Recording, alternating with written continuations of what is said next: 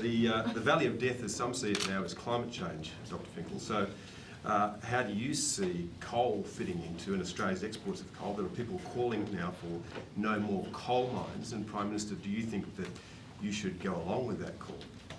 Well, do you want to go first? No, I'll go. I'm happy to. So look, my vision is for a country, a society, a world where we don't use any coal, oil or natural gas, because we have zero emissions electricity in huge abundance, and we use that for transport, for heating, and for all the things we ordinarily use electricity.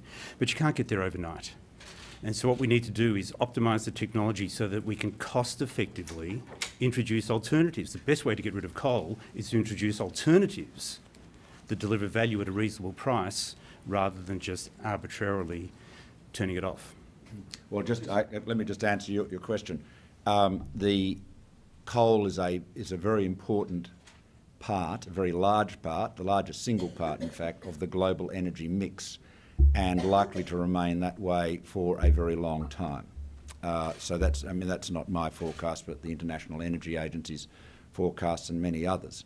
So coal is a very important part of the agenda, the energy agenda. You've got to remember that energy poverty is one of the big limits on global development in terms of achieving all of the development goals, alleviating hunger, and, promoting prosperity right around the world. Energy is an absolutely critical ingredient. So coal is going to play a big part in that.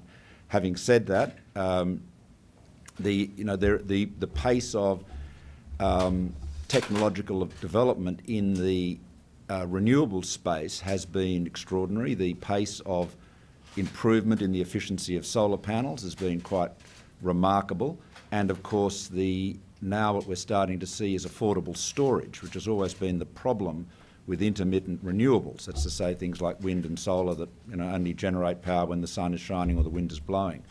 So the improvement in batteries is a big game changer. This energy field is very disruptive, very disrupted. It's incredibly exciting, and it's important to have all of your options open. And one of the great things we have in Australia is we have access to many sources of energy, and they will be exploited based on their comparative economic viability. Prime Minister.